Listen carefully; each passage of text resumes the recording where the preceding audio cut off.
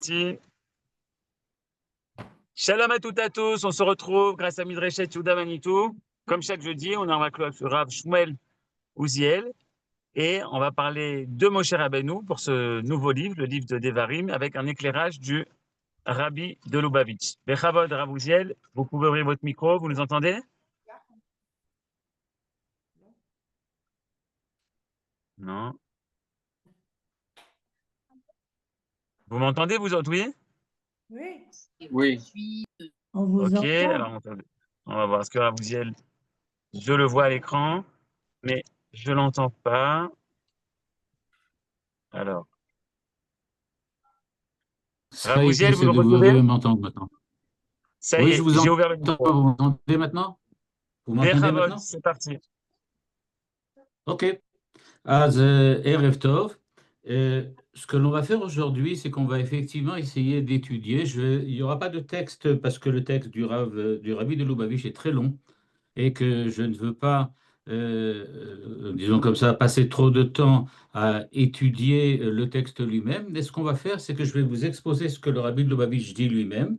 Et j'espère que comme cela, on aura l'occasion ou la possibilité de voir l'ensemble de de l'enseignement du Rabbi de Lubavitch sans avoir obligatoirement tous les textes et tous les mots exactement. Alors, l'idée que le Rabbi de Lubavitch va nous exposer est la suivante. On peut dire comme ça, l'interrogation que le Rabbi de Lubavitch va nous poser est la suivante. Il nous dit, le livre de Devarim, c'est le livre de la répétition. On sait que c'est le livre de la répétition. Moshe Rabbeinu va faire rentrer, enfin c'est pas lui, c'est Yoshua, mais il est sur le point de faire rentrer les enfants d'Israël dans la terre d'Israël. Et donc, pour cette nouvelle génération, il va exposer, répéter tout ce qui a été dit dans la Torah pour cette nouvelle génération qui doit à présent rentrer dans la terre d'Israël avec Yoshua.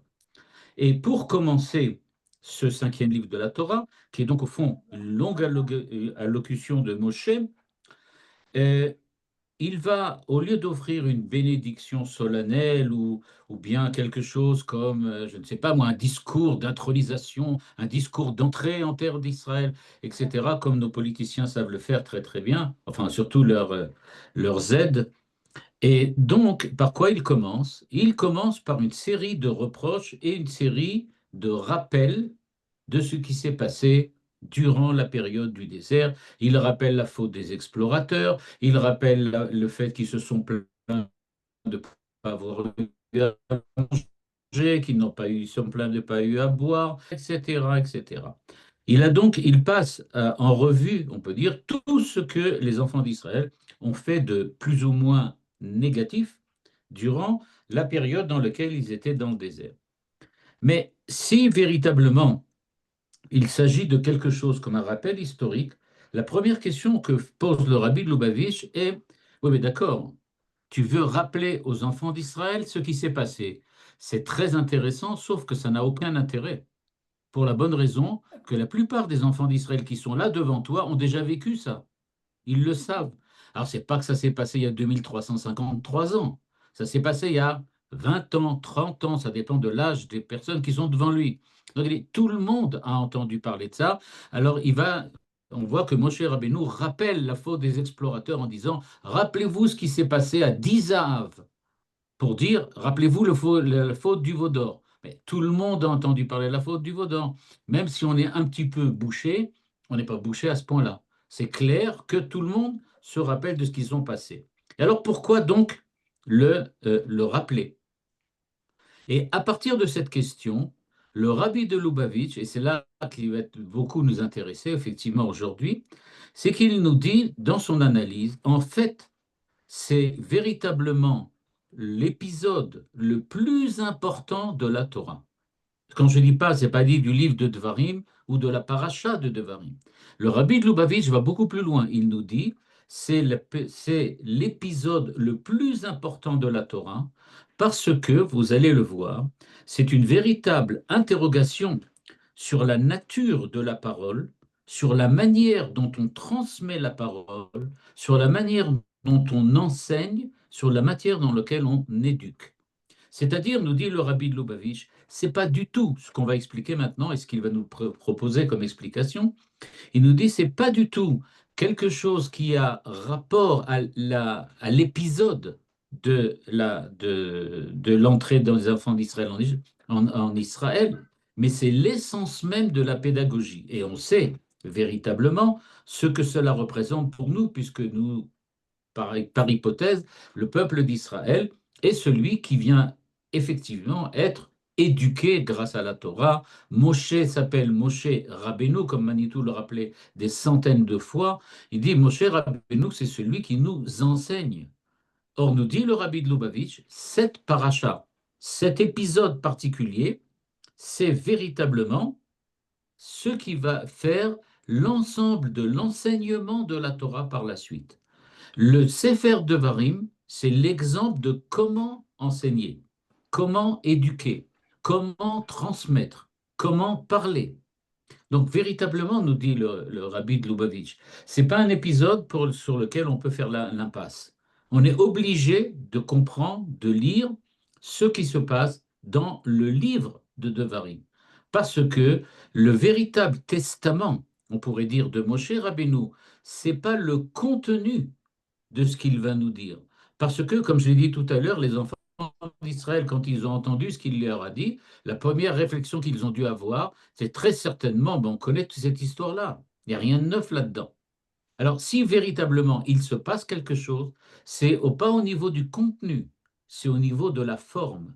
Comment Moshe Rabbeinu va répéter ce que Dieu a déjà dit? Parce qu'en fait, c'est ça la véritable question. La véritable question du livre de Devarim, ou plutôt le questionnement que la question, la véritable questionnement que nous propose le Rabbi de Lubavitch, c'est le suivant. Comment fait-on pour, à chaque personne, à chaque maître, à chaque époque, redire la Torah sans l'altérer, mais sans non plus la figer? C'est la question que le Rabbi de Lubavitch va essayer de répondre. C'est-à-dire, nous dit-il, le livre de Devarim, c'est au fond ce que nous faisons depuis maintenant, toute l'histoire d'Israël. Nous essayons de répéter Mishneh Devarim. Donc on dit bien Mishneh Torah. On essaye, nous, tous, à faire Mishneh Torah, avec nos enfants, avec nos élèves, avec nos parents, avec nos amis, etc., etc.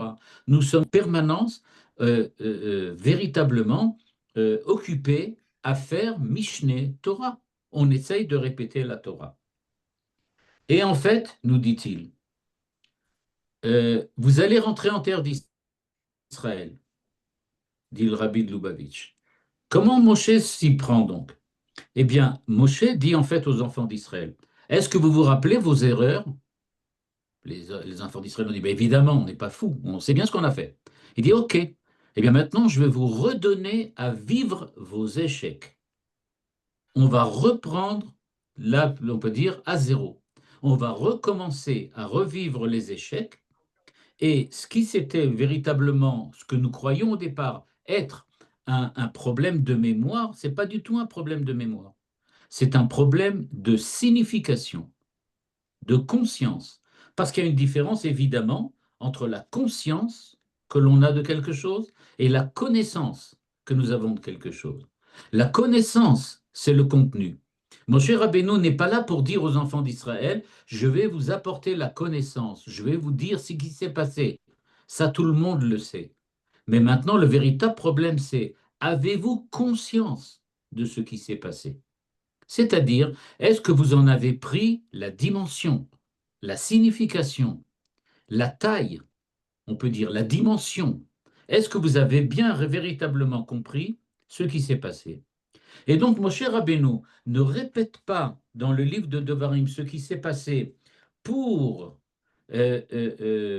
rappeler mémoire aux enfants d'Israël ce qui s'est passé, mais pour transformer la mémoire, le souvenir en conscience. On veut que maintenant, dit Moshe Rabbeinu, vous soyez conscient à 100% de ce qui s'est passé. Très souvent, on le voit dans la vie quotidienne, on est très souvent impliqué dans des situations que nous comprenons, mais dont nous ne prenons pas conscience. Et c'est pas, on peut dire, ces derniers temps, depuis la guerre, depuis le début de la guerre le 7 octobre, on peut voir que nous sommes tous dans la situation d'être des personnes qui savent, qui connaissent ce qui s'est passé. On est tous accrochés à la radio, à la télévision, à Internet, etc., à longueur de journée pour savoir ce qui se passe. Et nous dirait le rabbi de Lubavitch, Kol hakavod, c'est bien, mais est-ce que vous avez conscience de ce qui se passe? C'est-à-dire, est-ce que vous comprenez la signification de ce que vous savez? Il nous dit, là vient Moshe Rabbeinu et qui nous dit et qui dit aux enfants d'Israël, vous allez rentrer en terre d'Israël, il ne suffit pas de savoir, il va falloir être conscient. Là, c'est une autre histoire. Et c'est ce que fait Moshe Rabbeinu dans cette paracha de Devarim et dans le livre de Devarim.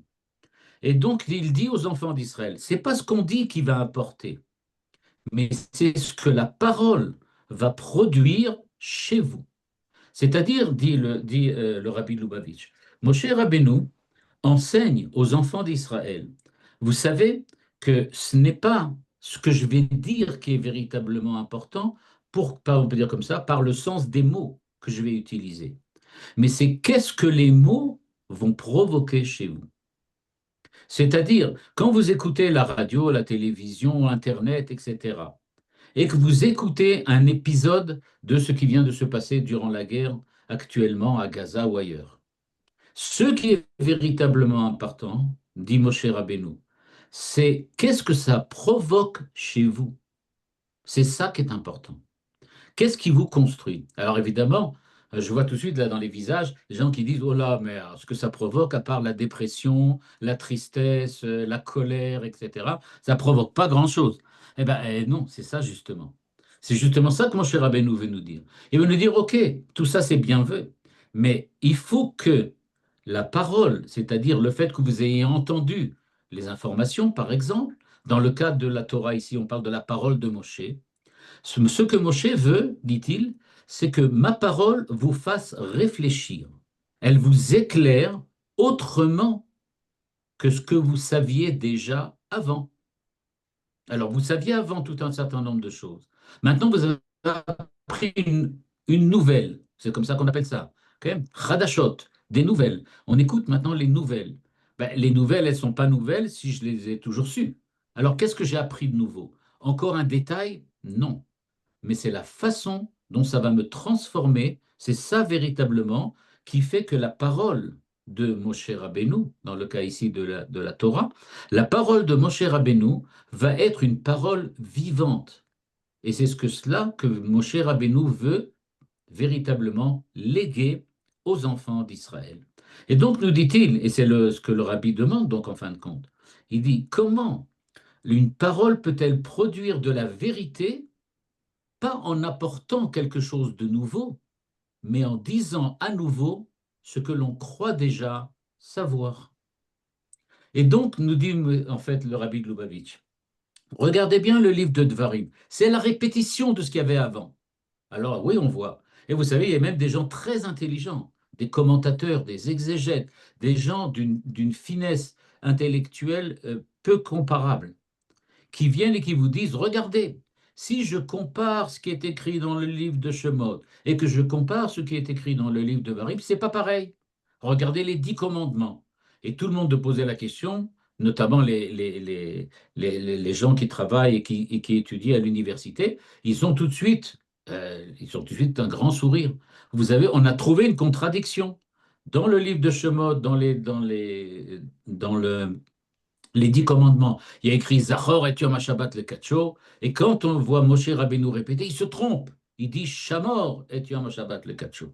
Et tout le monde de bien rigoler, vous voyez, c'est sûrement deux personnes qui ont écrit la Torah. Une, c'est Moshe, l'autre, je ne sais pas qui c'est. Et donc, ils ont deux personnes qui ont écrit la Torah. Puis, vous voyez, il y a une contradiction. Nous dit le rabbi de Lubavitch, mais vous êtes à côté de la plaque. C'est pas du tout ça. Moshe Rabbeinu, quand il dit Shamor et Yom HaShabbat le Kacho, c'est ça ce qu'il veut faire passer. Il veut dire c'est écrit Zachor, mais je le sais évidemment, vous aussi vous le savez. Tout le monde a le livre devant soi. Donc c'est écrit Zachor. Alors pourquoi Moshe a dit Shamor? Pour dire la signification que doit prendre pour vous Zachor, c'est Shamor. Mais c'est Zachor qui est écrit, je n'ai pas oublié, je ne suis pas fou. Donc il dit, donc nous dit le rabbi de Lubavitch, on croyait savoir que c'était Zachor, mais il s'avère que non.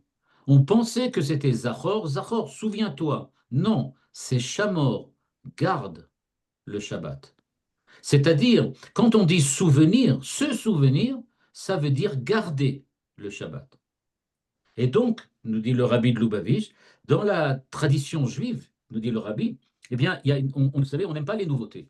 Vous savez qu'on dit, il y avait même une expression au 19e siècle, au 18e plutôt même, qui disait la chose suivante, Chadash Asur Minatora. C'est-à-dire, quand il y a une nouvelle récolte, on n'a pas le droit de manger de la récolte avant d'avoir apporté au temple avec le Homer, etc. Et on doit faire tout un culte, il y a tout un culte à remplir, à faire, avant de manger de la nouvelle récolte. Chadash, la nouvelle récolte, Asur Minatora, est interdit d'après la Torah. Et il y avait en fait un jeu de mots que les gens ont fait dans les Beth Midrash. Ils ont dit Chadash Asur Minatora, ce qui est nouveau est interdit depuis la Torah. C'est-à-dire les nouveautés, on n'aime pas ça. Nous, dans le judaïsme, on n'aime pas ça. On n'aime pas les gens qui viennent et qui nous disent j'ai une nouvelle idée, j'ai un nouveau truc. Non, non, non, non, ça on n'aime pas. On aime les choses qui doivent rester pareilles, qui sont identiques. On aime la tradition. Quand on dit qu'on est traditionnaliste, ça veut dire qu'on aime les choses qui ne changent pas. On est un petit peu même fondamentaliste, pour le dire franchement. Et donc, on n'aime pas les changements. Mais tout de suite, dans le Beth Midrash, il y en a qui lèvent la main et qui disent qu'est-ce que ça veut dire qu'on n'aime pas les changements? On adore les changements. Toute la Torah chez Baal Pé, c'est du changement. Toute la Torah chez Baal Pé, c'est de la nouveauté. C'est une interprétation nouvelle, c'est une exégèse, une interprétation perpétuelle. Alors, qu'est-ce que ça veut dire alors? On aime ce qui est figé ou on aime ce qui est en train de changer? Eh bien, comme le montre le rabbi, il dit en fait, tu vas traverser des épreuves, tu vas y avoir des changements. Ce que tu imagines figé, en fait, a besoin d'être interprété à nouveau. Et pourquoi?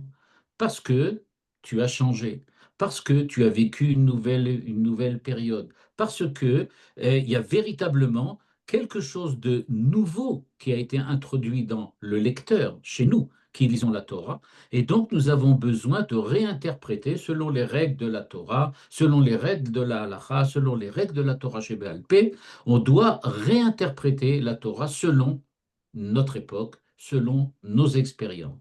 Et donc, quand on dit Mishneh Torah, ça ne veut pas dire une autre Torah ou une Torah différente. Ça veut dire une Torah répétitive, mais pas exactement. On doit répéter, mais changer.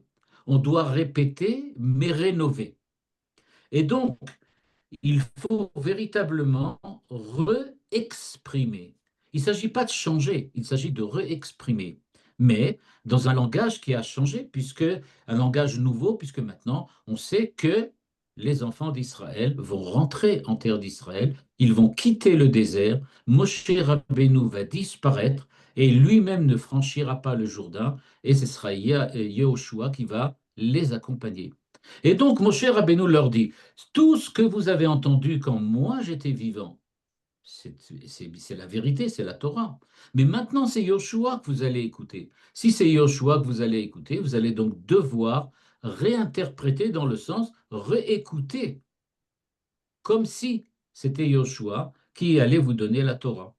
Et donc, c'est cette pédagogie divine, on peut dire comme ça, dont Moshe veut prendre l'essence et se faire le porte-parole dans ce livre de Devarim.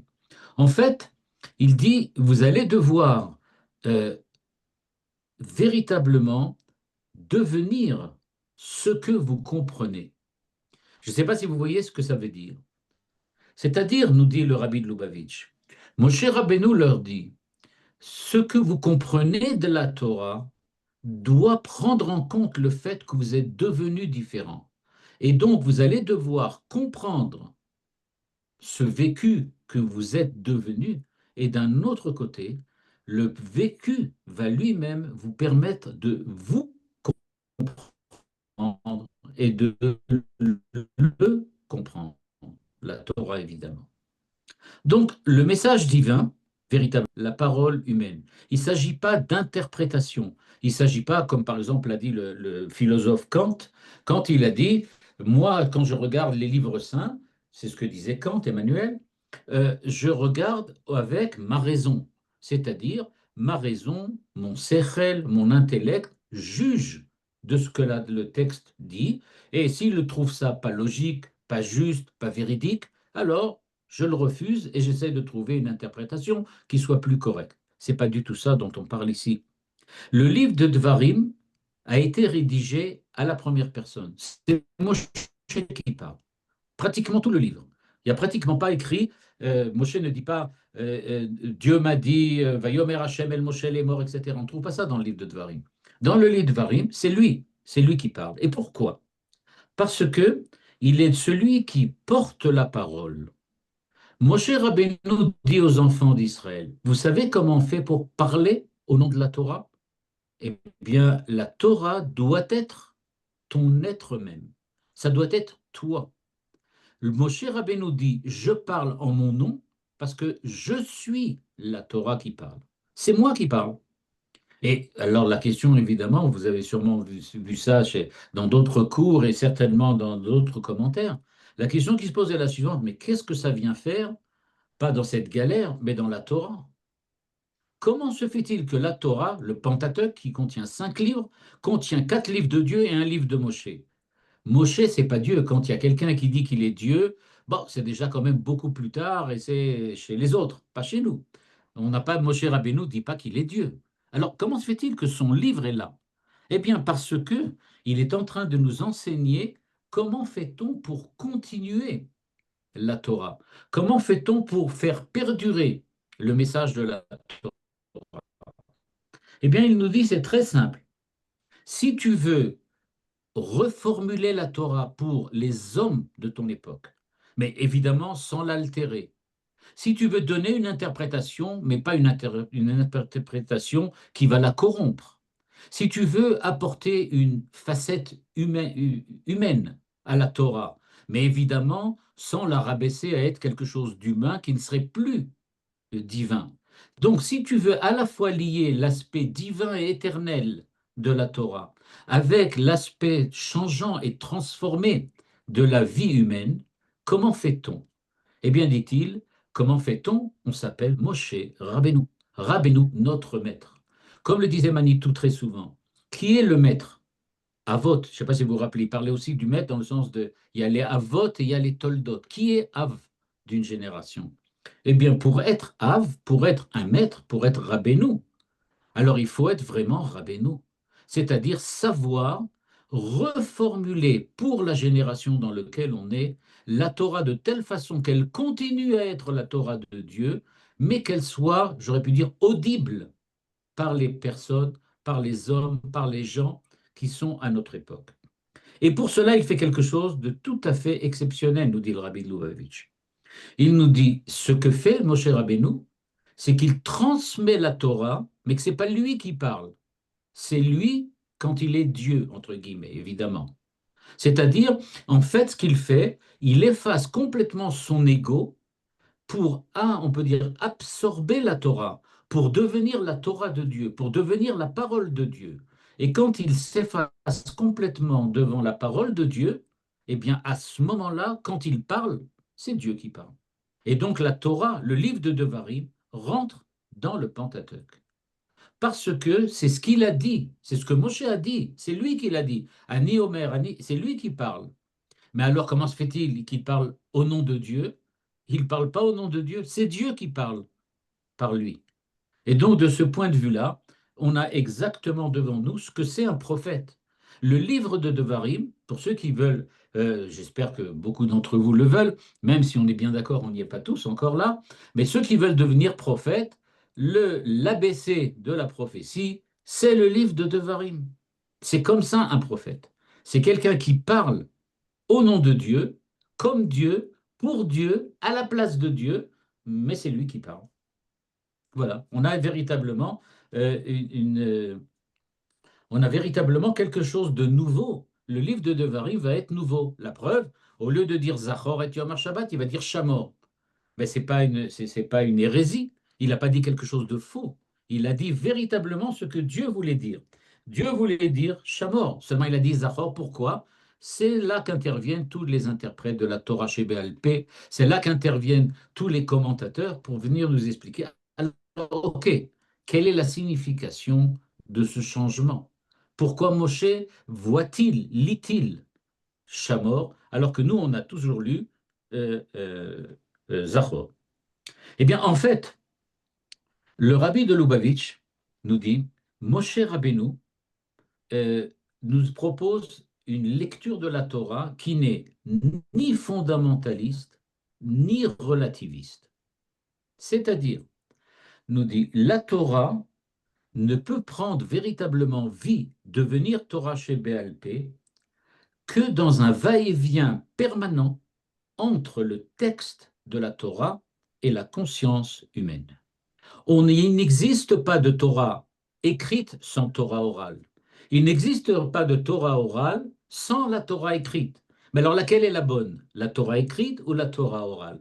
Eh bien, c'est la Torah qui fait le va-et-vient entre l'écrit et l'oral. C'est ça la véritable Torah du Maître. C'est ça la Torah de Moshe Rabbeinu.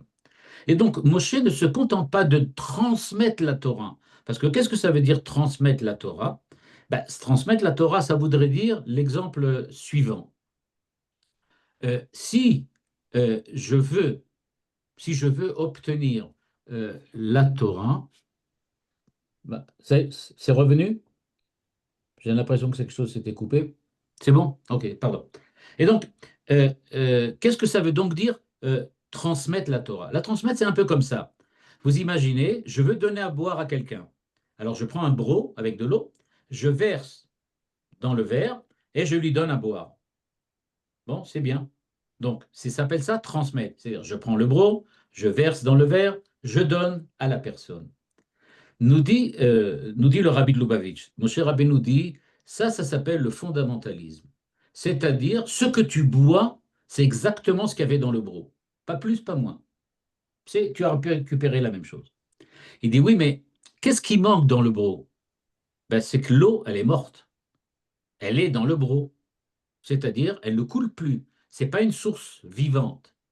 Si la Torah, on la considère comme venue de Dieu et qu'elle est une source vivante, un broc, c'est de l'eau, entre guillemets, morte.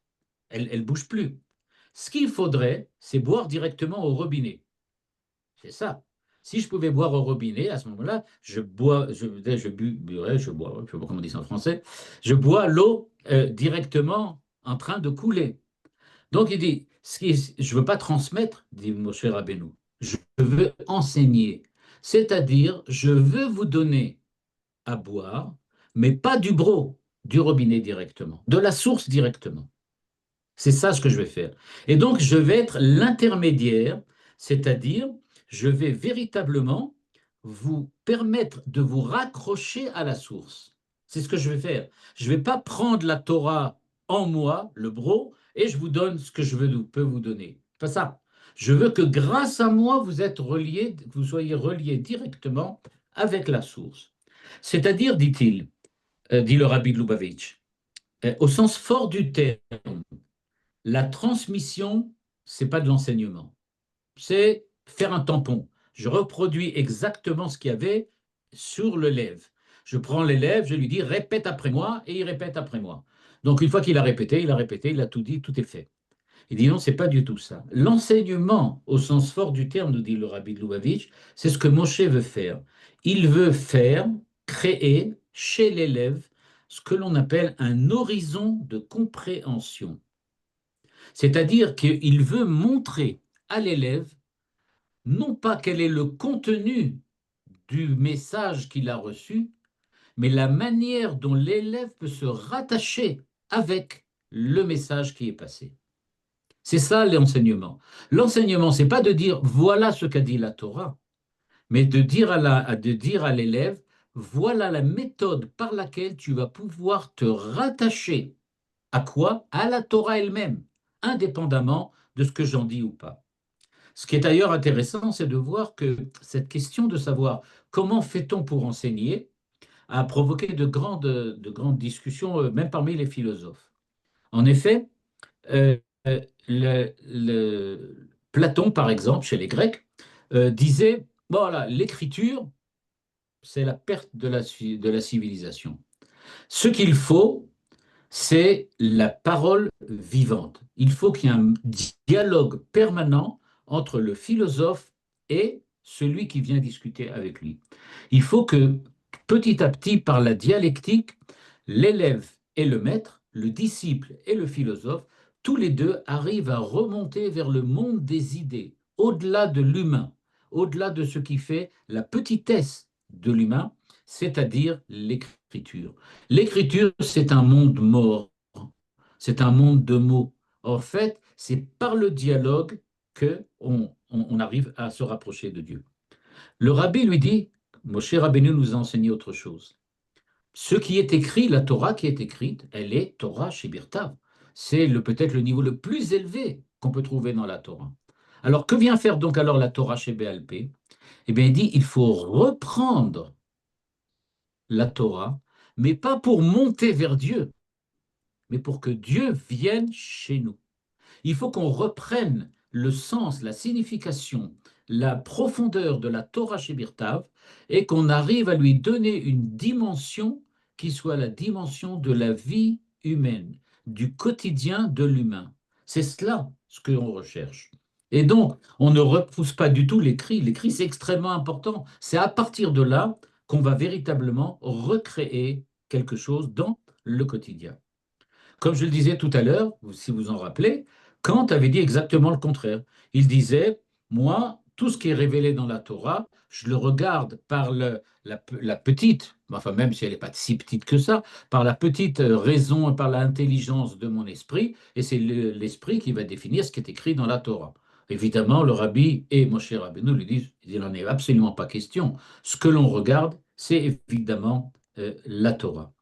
Peut-être celui qui est le plus proche de la pensée du rabbi dans sa manière d'interpréter Moshe Rabbeinu et le livre de Dvarim, c'est peut-être Hans Gadamer, Hans Georges Gadamer, qui lui a dit la chose suivante. Je vais vous dire la phrase qu'il a dit. Il dit la chose suivante. Il dit comprendre un texte ancien, c'est toujours le traduire dans son propre monde, mais sans prétendre l'objectiver.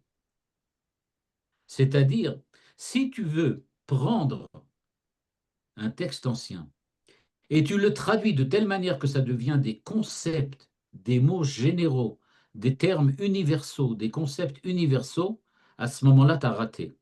Il faut que tu prennes le texte de la Torah et que tu le fasses devenir dans ton propre monde à toi, personnel. Il faut qu'il ait une influence personnelle sur toi. C'est-à-dire qu'il doit véritablement, nous dit le rabbi de Lubavitch, d'après ce que Moshe dit, Moshe va reformuler, parce qu'il faut redire la Torah dans le langage de la génération des enfants d'Israël qui vont rentrer en terre d'Israël. Et donc, il faut à la fois être fidèle à l'écrit, à la source, à la Torah Shebirtav, évidemment, ni falsifier, ni inventer quoi que ce soit, mais, et c'est là ça devient très compliqué, il faut être fidèle à l'esprit de la génération à laquelle on est en train de parler. Ça, c'est extrêmement important. Et souvent, ce qui se passe, on fuit le réel, on fuit le truc, on parle d'abstraction, de choses qui sont générales, universelles. Il dit non, non, non, pas du tout. Il faut véritablement être proche et dans l'esprit des hommes. Et donc, en fait, qui est Moshe Rabbeinu, nous dit le rabbi de Lubavitch. Eh bien, de Moshe Rabbeinu, c'est Rabbeinu. C'est pour ça qu'on l'appelle comme ça. Parce que justement, il n'est pas un prophète ou un chef politique. C'est vrai qu'il est prophète. C'est vrai qu'il est, chef politique aussi. Mais à aucun moment dans la Torah, vous allez voir quelqu'un dire de Moshe Rabbeinu qu'il est Moshe Anavi. Personne n'utilise cette expression. Moshe Anavi. Quelquefois, le Ramban dit le prince des prophètes. Ça arrive. Mais de dire Moshe un Navi, je ne me rappelle pas d'avoir vu quelqu'un dire ça, Moshe un Navi. Ou bien quelqu'un qui va dire Moshe a manhig. Non, c'est pas ça. Moshe Amanik, c'est pas ça qui définit Moshe. Moshe, il est Rabbeinu. C'est-à-dire que il a une véritable parole. Quand il parle, Moshe Rabbeinu, il a une parole qui est engagée dans la Torah, fidèle à la Torah, mais humanisée. C'est-à-dire qu'elle est capable de nous parler. Il a une véritable pédagogie. Et évidemment, ce qu'on va devoir essayer de comprendre, c'est comment cette parole, reformulée par Moshe, peut aussi arriver à ne pas nous écraser ou nous détourner même de la vérité parce que nous ne la comprenons pas. Et cela, en fait, on va le trouver véritablement dans ce que Moshe Rabbeinu non seulement parlait, c'est-à-dire qu'il a fait tout le livre de Dvarim, c'est pour ça qu'on commence le Shabbat, le livre de Dvarim. Mais c'est pas seulement qu'il parlait, c'est qu'il parlait juste. Vous allez me dire, oui, d'accord, c'est évident. On parle juste, c'est comme ça que ça doit être fait. Non, non, non. Comment Moshe Rabbeinu fait-il pour faire un reproche? Comment fait-il un reproche? Il aurait pu dire aux enfants d'Israël, franchement, on est parti pour 3 jours pour arriver en Israël, on a mis 40 ans, vous êtes vraiment des tares. Comment se fait-il que vous avez fait l'erreur du veau d'or, l'erreur la faute des explorateurs, la faute du Kivrotatava, etc., etc. Il faut vraiment être taré pour en arriver là. Ah, il aurait pu dire ça comme ça. Mais en fait, c'est pas ça ce que fait Moshe Rabbeinu. En fait, ce qu'il fait, c'est que lui, il ne cherche pas à humilier les enfants d'Israël, comme dit d'ailleurs le Rambam. Il dit que si tu veux faire des reproches à quelqu'un, il faut savoir les faire et il faut le faire doucement, il faut le faire en privé, il ne faut pas l'humilier, etc., etc. Mais en fait, ce que Moshe Rabbeinu nous apprend, et c'est ça le ridouche de Rabbi de Lubavitch, il nous dit euh, la vérité, c'est pas savoir formuler justement quelque chose, c'est savoir le formuler de la façon telle que l'autre ait la capacité de l'accueillir. Il dit, c'est ça, une parole juste. C'est-à-dire, il va falloir que tu aies confiance, que tu aies du respect pour celui qui t'écoute. À ce moment-là, quand tu vas parler, tu vas dire quelque chose qu'il peut entendre. Et à ce moment-là, c'est la vérité.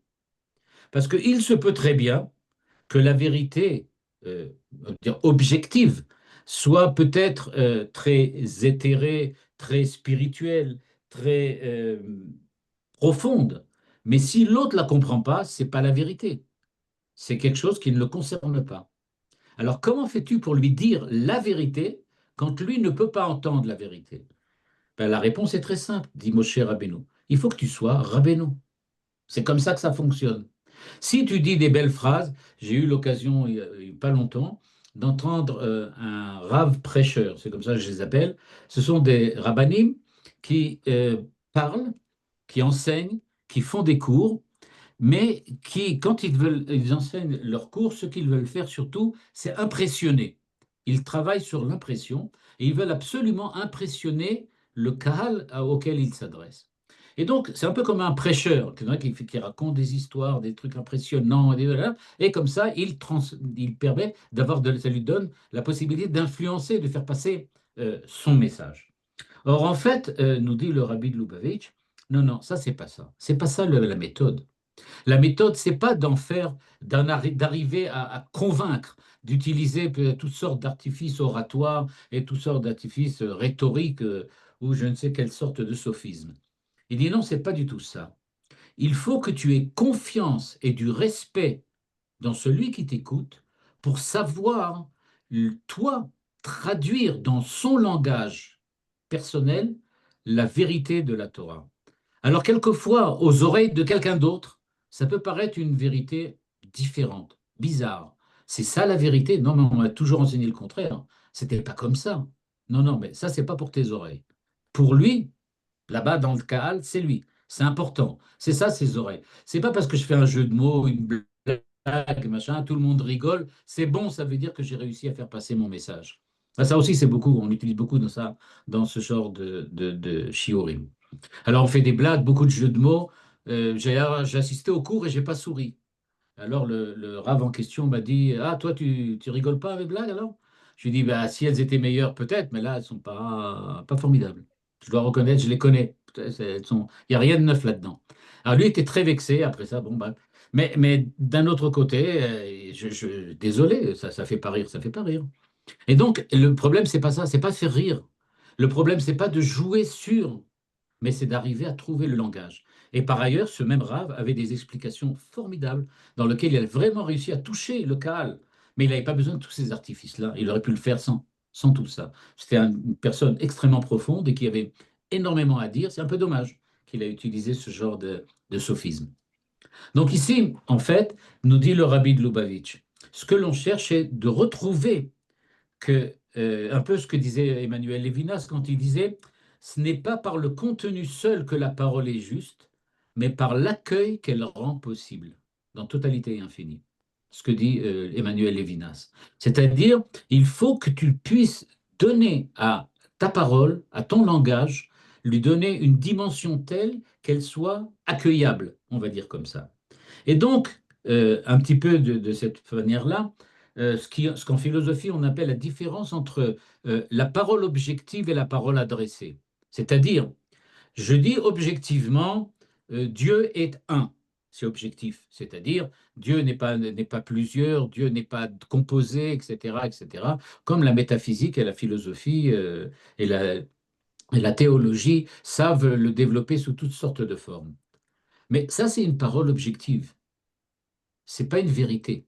Quand est-ce que ça devient une vérité? Quand j'arrive à donner à la personne à laquelle je suis en train d'expliquer l'unité divine, pas seulement la sensation, mais de réaliser que vraiment, pour lui, Dieu est devenu un. Et donc, je peux faire une grande démonstration philosophique et Dieu ne sera pas un pour lui. Pourquoi? Parce que ce qu'il veut, c'est que ça soit pour lui un. Et ça, c'est à moi, en tant que le maître, entre guillemets, ou celui qui essaye de lui transmettre, ou celui qui essaye de lui faire passer un message, ben c'est à moi de trouver la manière de le lui dire. Et ça doit être adressé à lui directement. Et donc, c'est ce que fait Moshe Rabbeinu. Quand il vient, il dit, Di Za'av. Quand on est passé à 10 Za'av. C'est-à-dire, il n'a pas fait le reproche, vous avez fait le veau d'or. Il n'a pas dit aux enfants d'Israël, il vous manque telle et telle chose. Non, non, non, non. Il a dit, on est passé à 10 Za'av. Et alors, maintenant, la question qui se pose, c'est que quand les enfants d'Israël ont dit ça, ils ont dit, 10 Za'av, qu'est-ce qu'on a fait de spécial là-bas à 10 Za'av? Et à ce moment-là, ils se rendent compte, non, 10 Za'av, c'est un jeu de mots. Je parle du Egel Hazav. Et donc, les enfants d'Israël maintenant ont compris qu'on est passé à 10 Av, ça veut dire, ah, on a fait le veau d'or. C'est-à-dire qu'il y a un rapport entre nous et le veau d'or, et il faut que maintenant on s'en souvienne, on va rentrer en terre d'Israël, il faut se rappeler. Il y avait quelque chose avec le veau d'or. Et ce qu'il y avait avec le veau d'or, c'est quelque chose qui dépasse simplement le nom du veau d'or pour devenir simplement d'Isaav. C'était un endroit, un lieu, c'était une place. Je redis peut-être, mais ce n'est pas vraiment le sens du pasouk, hein, mais c'est juste pour donner l'idée. C'était une situation. On était en situation de d'Isaav. C'est ça, être en place. Et donc, ce que Moshe Rabbeinu, en fait, essaye de faire, c'est de guider l'élève, et guider le peuple d'Israël. Et donc, il ne cherche pas à sacrifier pour faire un beau jeu de mots ou quelquefois pour dire une phrase très intelligente. Ça aussi, j'ai vu dans une autre conférence de quelqu'un d'autre, une truc comme ça. Il dit, un rave il fait une très belle conférence, un chiour bien construit, et brusquement, il dit une phrase très compliquée, et puis il fait un clin d'œil, il dit, alors vous m'avez compris? Alors que bien évidemment, 98% des gens n'ont rien compris à ta phrase en question. À quoi ça sert? Tu as dit une phrase, c'est vrai. Quand moi j'ai entendu la phrase, je dis oui, c'est vraiment bien dit. C'est faux parce que dans la manière dont c'était dit, il y avait des problèmes dont c'est la manière dont c'était construit. Mais d'un autre côté, c'était vraiment super bien dit. C'est vraiment du beau français. Comme disait notre maître Alain Finkielkraut, chez nous en France, on ne dit pas toujours des choses justes, mais on les dit bien. C'est ce que disait Finkielkraut. Et donc, euh, le truc, c'est que, mais oui, mais c'est pas ça. Il faut tu as sacrifié cette relation avec le Kaal Pourquoi? Pour dire une phrase intelligente qui est pratiquement juste. Mais c'est vrai, mais OK, c'est pas ça ce qu'on demande. La condition de l'enseignement, la condition de la pédagogie, nous dit le rabbi de Lubavitch, que l'on apprend de Moshe, c'est qu'il va toujours rester au niveau des enfants d'Israël pour que ça soit susceptible d'être entendu. Et donc, pour lui, et c'est ça peut-être la chose la plus importante, dit le rabbi de Lubavitch dans son texte, il nous dit, c'est parce que Moshe Rabbeinu aimait les enfants d'Israël. C'est-à-dire, nous dit-il, vous croyez que ça vient comme ça? Vous croyez que parce que vous allez trouver un artifice rhétorique, ça va mieux marcher? Non. Il faut véritablement aimer le Kaal auquel tu t'adresses pour que tu puisses trouver la manière d'être en connexion avec eux et d'être au diapason de ce que eux, ils sont prêts à accueillir. Et donc, nous dit-il, c'est véritablement être à l'écoute, on peut dire des deux côtés. Le Kaal est à ton écoute et toi, tu es à l'écoute du Kaal. Quand tu en es là, alors à ce moment-là, effectivement, tu peux véritablement apporter ce que tu veux. Et donc, qu'est-ce que fait Moshe Rabbeinu? Moshe Rabbeinu dit la chose suivante. La vérité brute, la vérité véritable, la vérité véridique, Zachor et Yom HaShabbat le Katshu. Il n'y a pas de doute là-dessus. Il faut t'en souvenir. C'est-à-dire, tu dois vivre le Shabbat de telle façon que tu t'en souviens, c'est-à-dire que ça devienne une dimension existentielle de ton comportement. Et à ce moment-là, tous les bons juifs qui écoutent Moshe Rabbeinu, ils ont dit, OK, tu as dit la belle phrase dans la dracha, là, que ça doit être le vécu existentiel de non... Mais ça veut dire quoi, ça? Et vous savez ce que ça veut dire? Shamor et Yom HaShabbat le Katshu. Tu dois garder le Shabbat, c'est-à-dire tu dois le respecter. C'est en le respectant que tu vas apprendre comment on fait pour s'en souvenir, c'est-à-dire pour le transformer en une dimension du quotidien, une dimension existentielle. Et donc, là, nous dit le rabbi de Lubavitch, on apprend donc de Moshe Rabbeinu quelque chose d'extrêmement important. Si tu veux enseigner, si tu veux avoir une pédagogie qui soit une pédagogie véridique, alors sache que ta parole doit être une parole d'amour. Tu dois aimer tes élèves. Tu dois avoir une véritable sympathie pour eux, une connexion avec eux. À ce moment-là, il y a des chances que tu arrives à trouver le langage qui les respecte tout en leur apportant, et on peut dire comme ça, d'être guidé et d'être amené vers eux. Donc, ce qu'on a vu, c'est que la parole de Moshe dans le livre de Dvarim, c'est une parole qui doit soigner. En fait, il soigne, il est comme un médecin. Il éduque sans blesser. Il rappelle les fautes, mais il n'humilie pas. Il est, en fait, Moshe Rabbeinu, c'est le modèle euh, type, le modèle type intemporel de ce que c'est que l'éducation. Mais ça ne suffit pas. Cette parole de Moshe Rabbeinu dans le livre de Dvarim, elle a encore d'autres fonctions beaucoup plus grandes. Elle va devoir préparer les enfants d'Israël à changer de statut. On passe du désert à la terre d'Israël, d'une existence qui est complètement dépendante de Dieu à une existence qui va devenir complètement responsable, responsable par eux-mêmes. C'est-à-dire que dans la reformulation pédagogique, on peut dire, de Moshe, eh bien, il faut pouvoir préparer l'avenir. Et c'est pour cela qu'on a besoin effectivement de redire et de reformuler à chaque génération la Torah dans les mots de l'époque, dans les mots dont on a besoin. Eh bien, ce que dit le rabbi de Lubavitch, et je vais peut-être terminer sur cette idée-là, c'est que la Torah a été donnée au Sinaï. Ça, c'est clair, c'est écrit partout. Mais dans la lecture du rabbi, le fait que le don de la Torah ait eu lieu sur le Sinaï, au Sinaï, c'est pas une fin, c'est un début. C'est pas pas un achèvement, c'est au contraire un commencement. C'est-à-dire que le rabbi, quand il lit le livre de Dvarim, il nous dit faites très attention. On pourrait croire que puisqu'on a reçu la Torah sur le mont Sinaï, tout est terminé. Qu'est-ce qu'il y a besoin de plus que ça? Dieu nous a parlé, il nous a donné la Torah, respectons la Torah et c'est terminé. Eh bien, dit le Rabbi de Lubavitch, c'est pas du tout ça. C'est pas parce que la Torah a été donnée au Sinaï que tout est terminé, que nous n'avons plus rien à faire. Il dit en fait, regardez Moshe lui-même. Quand il a reçu la Torah de Dieu, ce qui est clair, c'est que la Torah elle-même était claire. On voit bien ce que Moshe Rabbeinu a écrit, c'est clair.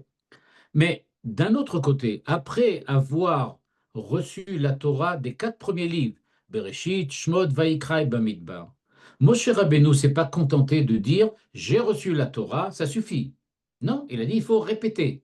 Et quand il a répété, eh bien, il l'a reprise, développée, intégrée dans un langage tel qu'il puisse faire vivre cette Torah dans l'âme du peuple. C'est-à-dire, dit le Rabbi de Lubavitch, que même ce qui a été donné par Dieu dans, on peut dire, la dimension divine, dans la dimension de la perfection et de l'éternité divine, ça doit ensuite rentrer dans les limites malheureuses, mais limites, de l'intelligence humaine. Ce ne sont pas vraiment des défauts, mais c'est le lieu où va se réaliser la parole divine.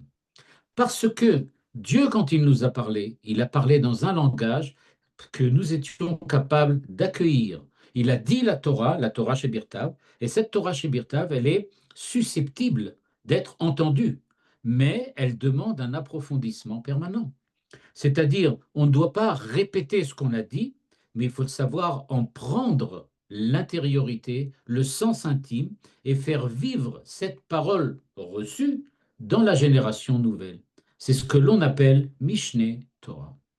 Et donc, Mishneh Torah, c'est la reprise explicative de la Torah en approfondissant le sens et, non pas évidemment, il ne s'agit pas de changer le contenu, chas v'chalila, mais éclaircir, reformuler et surtout intérioriser. Et donc, peut-être ça rappellerait, je terminerai là-dessus, sur ce que disait Gadamer, dont on a parlé tout à l'heure. Il disait la chose suivante. Comprendre, ce n'est pas se placer dans le passé d'un auteur, mais c'est faire venir son texte du passé dans notre propre présent. Et donc, dit-il, il faut faire très attention. Tu comprends quelque chose, pas parce que tu as fait des études historiques où tu as approfondi la vie, la pensée, etc. de l'auteur. Mais c'est quand tu as réussi à prendre le message de cet auteur et en montrer, on peut dire, la pertinence dans ton présent maintenant. La Torah est véritablement éternelle parce qu'elle a véritablement un sens véritable, véridique dans notre présent. Si c'était la Torah de Moshe, une Torah du passé, elle aurait très certainement eu sa place dans n'importe quel musée, le plus important qui soit évidemment, mais dans un musée. Si on veut que la Torah sorte ne soit plus du musée et ne soit plus une pièce d'un musée, alors il faut savoir faire ce que Gadamer appelait la fusion des horizons, entre l'horizon de Dieu dans le Sinaï qui a donné la Torah, avec l'horizon au XXIe siècle des enfants d'Israël de retour sur leur terre qui subissent une des plus longues guerres de leur histoire. C'est cela la véritable Torah. La Torah, c'est pas dire je me remets en arrière, je retourne en arrière, je reviens dans le passé. Non, c'est de savoir entendre la parole de Dieu dans notre présent, de la même façon que Moshe Rabbeinu, dans le livre de Devarim, a expliqué dans le présent des enfants d'Israël qui entamaient une étape nouvelle, celle de rentrer en terre d'Israël, il leur a remontré, reformulé la Torah pour qu'elle soit adéquate et présente et pertinente pour eux aussi. Goya.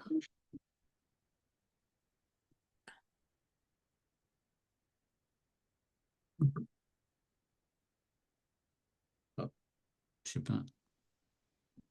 Et le plus important, c'est que Dieu a accepté de le mettre dans le Chumash. C'est ça Évidemment, le plus évidemment. important. C'est-à-dire que c'est ça. Dieu, en fait, nous dit La parole, comme la parole humaine de Moshe est introduite dans la parole divine. C'est extraordinaire. Non, tout à fait. C'est-à-dire que c'est re-rentré, si on peut dire, ça a repercuté à nouveau une nouvelle, je ne veux pas dire que ce n'était pas une nouvelle Torah, mais c'était comment comprend-on la Torah quand on doit rentrer. Manitou insistait notamment, vous pouvez le revoir ça, c'est même mis par écrit, à un certain moment, ils ont mis ces cours-là par écrit, quand il parle de Avot et de Toldot, c'est exactement ce qu'il dit. Les Avot, ce sont ceux, dit Manitou, qui sont capables de reformuler au présent la Torah qu'ils ont reçue eux-mêmes au passé, à leur époque. Et c'est ce que dit ici le rabbi de Lubavitch dans sa lecture du Sefer Dvarim, en disant c'est cela que Dieu a mis dans la Torah. Il nous a mis, voilà, n'oubliez pas, vous allez être les avot de vos toldot. C'est à Alors, vous de le faire. pour élargir la discussion, c'est exactement ce que nous devons faire avec nos enfants, nos petits-enfants Tout à et fait. nos parents. Exactement. C'est Tout en à fait petit, exactement. C'est exactement ça. exactement ça. Nous reproduisons quelque chose qu'on a compris d'une certaine façon, on le passe ailleurs et on reprend. C'est vraiment une leçon de vie formidable. Et c'est ce que justement, c'est justement ce que dit le rabbi de Lubavitch, c'est qu'il dit, regardez, vous allez, il appelle ça comme ça en fait. C'est ce que je vous ai donné, c'est les deux premiers paragraphes ou le premier chapitre, on va dire comme ça, dans son intervention, dans son cours qu'il a donné. Et c'est un cours sur la pédagogie. Et ça continue encore. J'ai pas le temps de tout exposer ce soir, mais ça continue encore. Il découvre encore d'autres dimensions chez Moshe. Donc il dit que c'est comme ça qu'on doit être l'enseignement, l'éducation des parents avec les enfants, des profs dans les écoles, etc. Il dit, c'est comme ça que ça doit fonctionner. Et c'est ce que lui, il a essayé de faire, lui personnellement. C'est mis dans le chumash, c'est extra. Oui, oui. Le Et plus c'est ça qui est important, mis c'est dans que le c'est mis dans 5e le livre. chumash. Un livre entier pour ça, le livre de Voilà. l'éducation. C'est pour ça que les profs, on ne les paye pas, en général. C'est parce qu'ils n'ont pas besoin d'être payés, puisqu'ils font une avodat Kodesh C'est tellement écrit. importante. On ne va pas en plus les payer pour faire ça. Vaut mieux. Oui, en fait, la qualité de l'enseignant, c'est de se mettre au niveau de l'élève sans rester à son niveau, puisqu'il faut l'élever, en fait. Exactement, oui. Oui. Non, c'est ce qui m'avait vraiment marqué dans ce cours de ce Rav qui parlait, qui était vraiment très intéressant. C'est que brusquement, il disait des phrases dans lesquelles il n'y a que lui qui comprenait, moi et peut-être encore deux personnes dans tout le cas, qui avaient réussi à suivre la phrase qu'il avait fait. Mais après ça, il faisait un clin d'œil en disant, alors vous me comprenez, pour bien Oui. montrer, alors vous n'avez rien compris, donc ça prouve. On dit, Non, c'est tellement dommage, c'est vraiment pas ça la pédagogie, ouais, c'est vraiment c'est pas ça. dommage, mais oui. C'est dommage. Merci beaucoup. Alors, Ravouziel, moi j'ai appris qu'en fait, Devarim, c'était Moshe Rabbeinu ouvrait la bouche et Dieu parlait. C'est ça. C'est C'est ça, en ça. fait, hein? C'est ça. D'accord. Il savait parler le langage adaptif, on peut dire comme ça, adaptif, Oui, si on veut dire ce terme-là, ce oui, langage adaptif, comme Dieu était capable de le faire. Il était ça. oui, C'est ça être c'est vrai. prophète, en fait. La prophétie, c'est ça. Oui. Toda rabba, Rav Bevakasha, Oziel. bevakasha. Merci beaucoup. En fait, c'est ce que nous dit le Rav de Lubavitch. Il nous dit, ben, tu vois, tous les prophètes, ça devrait être comme ça. Parce que même si Moshe, c'est Moshe Rabbeinu, c'est Moshe Hanavi, Mm. Lokam Nabi qui Israël qui est Moshe. Donc tous les prophètes devraient être de cet ordre-là. C'est Et, exactement ça. Ce que je disais et- au début, que c'est une leçon, comment faire pour devenir prophète. oui, oui, c'est ça. Et mais évidemment, ce que je trouve, c'est que l'abbé de Lubavitch, il fait preuve d'une grande avat Israël. Tout à Parce que fait. parce que c'est très bien pour Moshe de dire ces choses-là, mais qui c'est qui comprend en face? C'est un peu dans la même situation que là où tu as la conférence à laquelle tu as assisté. Vous étiez deux à comprendre. Peut-être je peux donner un contre-exemple, mais qui est un contre-exemple qui est bien, qui est très beau, alors, surtout pour la gente féminine qui est présente ce soir. Il y a quelqu'un qui dit, j'ai vu un commentaire comme ça, qui disait la chose suivante. Après le passage de la mer Rouge, Moshe Rabbeinu, Az Yashir Moshe, tout le monde connaît, Az Yashir Moshe, Israël, Asher Azod, Lashem, Kigao, etc., etc. Et il y a un chapitre entier de 30 versets prophétique dans lequel, là aussi, il parle par allusion, il dit des choses. On ne comprend pas vraiment très bien ce qu'il veut dire, mais bon, c'est très très beau, la Shirat Hayam. Et après ça, on nous raconte que Myriam Myriam. Anevia, elle est sortie, elle a dit Ashir al Hashem ki gaoga. Il faut chanter au Dieu parce que, en une seule phrase. Tout ça pourquoi? Pour dire que elle, tout le monde est sorti et a dansé, tout le monde a compris ce qu'elle voulait dire. Moshe Rabbeinu, bah, il a fait un cours formidable, mais on n'a pas vraiment compris ce qu'il voulait dire. Alors, Oui, c'est un peu un contre-exemple en ce sens qu'il y a des fois dans lesquels Moshe Rabbeinu, il était un peu trop haut, il planait un peu trop haut. Et Dafka, c'était Myriam qui, elle, était compréhensible. Et donc, tout le parce monde que la suivait parole est Myriam. un chant, en fait. Exactement. Alors ça, c'est encore une autre histoire. C'est pourquoi la Torah est poétique.